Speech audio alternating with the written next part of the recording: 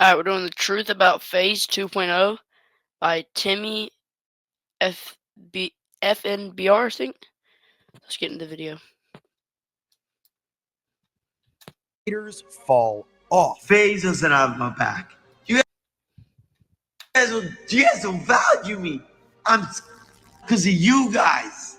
But perhaps the only thing more impressive than blowing up as a creator in the first place is reviving yourself from the dead and coming back from your fall off. Today, I'm going to be telling the story of the greatest revival in content history.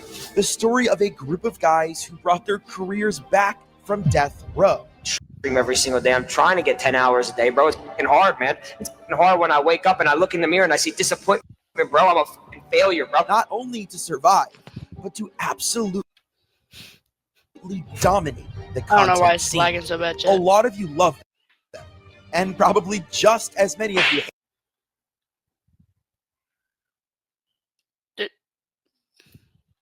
Watch, he landed on the barbell. and probably just as many of you hate them.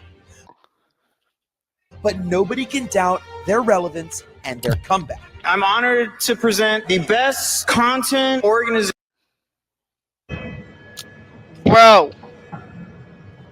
Trying to get premium. And the people goes to FaZe Clan. This is the revival of FaZe Clan. FaZe Clan actually got its start over 15 years ago. It was started by 3 teenagers from all over the world who met during their time playing Call of Duty on Xbox Live. Their names, or rather gamer tags, were Clips, Housecat, who later became Timid, and Resistance. The 3 of them decided to start a gaming team together, simply known as FaZe Sniping, on May 30th of 2010. Holy You could crap. probably guess what their channel focused on.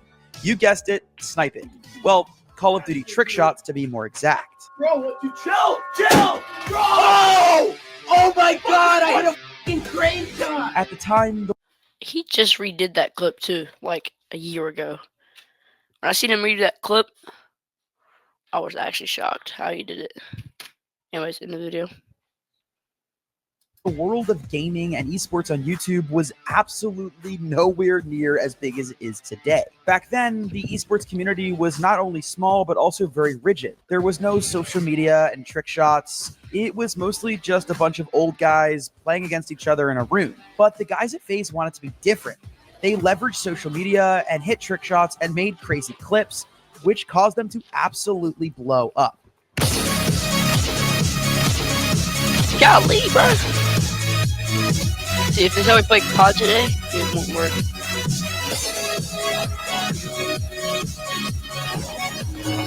But the music was fire.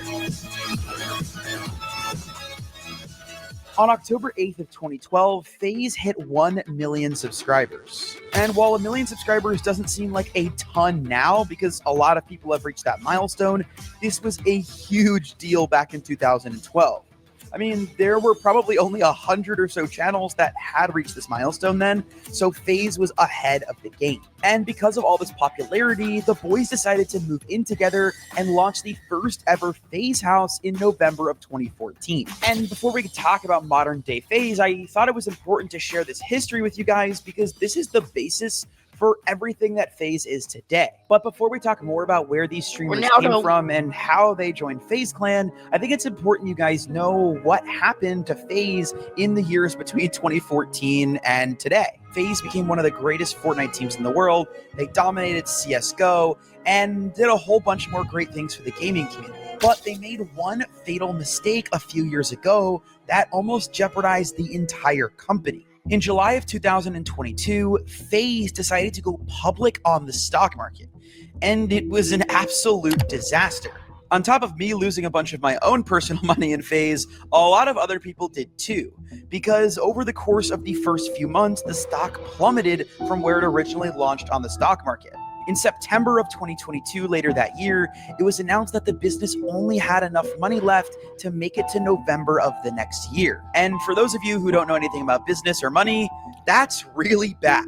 By February 2023, just 5 months later, 20% of FaZe's staff had been fired so that they could afford to keep going. And with things looking as bad as they did, FaZe Banks and other OG members of the group started to complain on Twitter about the new management. And to be fair, they had a lot to complain about.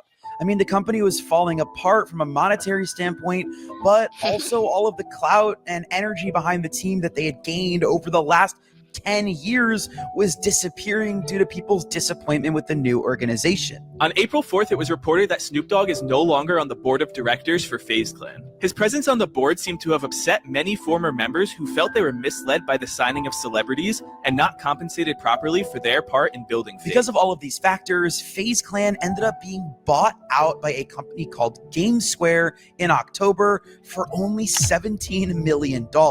And yes, don't get me wrong, $17 million is a ton of money. But in 2021, just 2 years before this, I think I see you stay with Ronaldo. Hold on, ready? $17 million. And yes, don't get me wrong, $17 million is a ton of money. But in 2000, Right there. I think it's one of the newest members that was at this thing, and they adapt. But I think it's the only 21, two. just 2 years before this, FaZe was valued at a whopping $1 billion. So to lose almost that entire valuation in 2 years is not a good sign. With the team being bought out, a ton of longtime FaZe and gaming fans were worried that this would be the end. That some guys who had no idea what they were doing would buy out the team, try and save it, and get rid of all the old people like Banks, Temper, and Apex. But in fact, GameSquare did the exact opposite.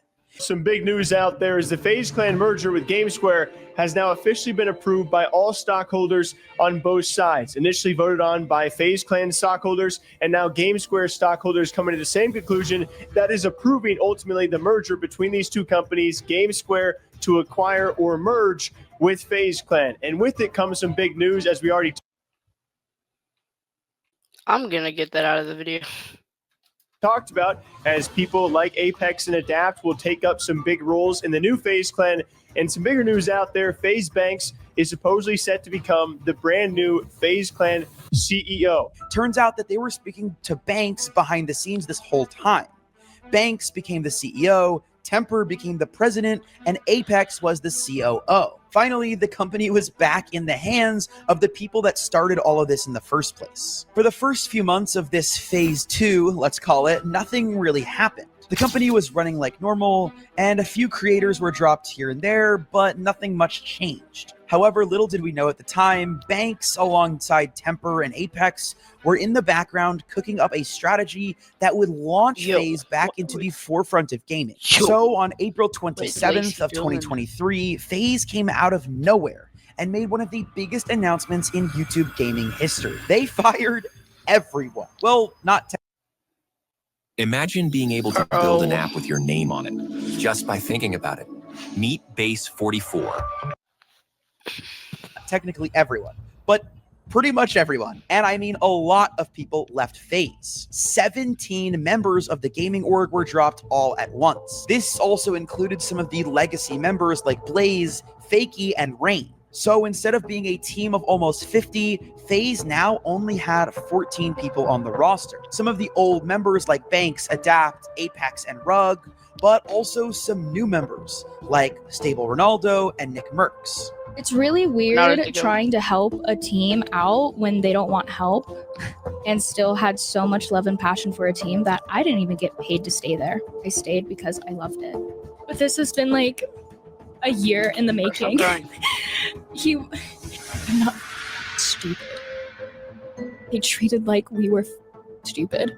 And obviously this made a ton of people mad. I mean, who wouldn't be? A ton of people's favorite creators were just betrayed by their org, and there was a ton of beef. And a lot of people said that behind the scenes there was no communication. The fact that I care this much and I'm not even a real owner.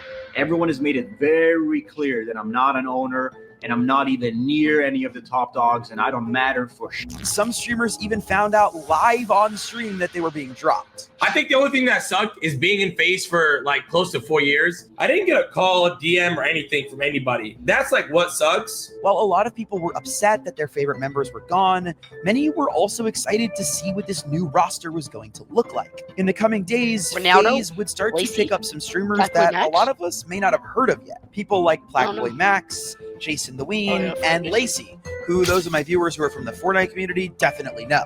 And at first, people really were against these signings. They were confused by who these small random streamers were. And they weren't tiny. They had a couple hundred viewers or even a couple thousand viewers for some of them, but they were certainly not to the previous standard that FaZe had, which was the biggest creators in the world. Love it or hate it though, since that announcement last year, FaZe has absolutely blew up again. I'm honored to present the best content organization, and the people goes to FaZe Clan. Thank you guys so much for having us. Their new roster is getting insane views on their streams.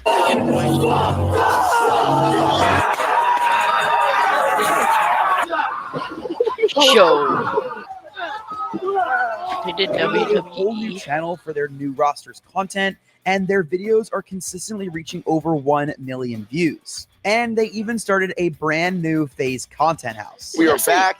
Channel for their new roster's content, and their videos are consistently reaching over this one right here, I got fun. Over 1 million views. And they even started a brand new FaZe content house. We are back, and welcome to the brand new FaZe house. That being said, even with their rise, there are OG fans that are disappointed with the style of content they're doing. But unfortunately, or fortunately, based on how you look at it, content creators and groups like FaZe always have to be evolving. Like I said early on in this video, FaZe Clan was ahead of the curve when it came to content. And that's exactly what they're doing now. People just aren't liking that they're outside of esports. Wow. But at the end of the day, this is still a group of guys getting together and making people smile. Their newest recruits of Ronaldo and Lacey are absolutely crushing it on stream. And Jason the Ween specifically is getting a ton of views. But perhaps the coolest part of all of this is that they're boosting the older guys as well. Adapt, who is one of the more OG members of FaZe, is absolutely crushing it on Twitch. And that's not to say that he wasn't popular before, but he was nowhere near this level of fame before people like Ronaldo, Lacey, Jason, and Max helped lifted him up and brought in a whole new viewership. So with all these new views on Twitch, and of course the boy FaZe Rug holding it down on YouTube for the last 1 million years, it seems like FaZe has a grip on the content world once again. Did he just say for the last 1 million years? Are we serious? Rug's not that old. He's like 30. Thank you guys so much for having us. Listen, I'm going to keep it short and sweet. This award goes to these guys. We brought it back. You guys have heard the story 1 million times. I guess I can run it through one more time. We got stolen from us, me and my boys. Shout out Tommy, Rain, Apex. Got it back. Did the only thing that there was to really do, which was wipe the slate clean, hit the reset button, give it a fresh start. People told us we were dumb. People told me I was ruining FaZe. People asked me, who the is Lacey? Who is this? Blackboy Max, Stable Ronaldo. Who is that? What the? I guess now they know. Damn! So with all of this success, it leaves me with... Alright, that's all for today's video, y'all. See ya.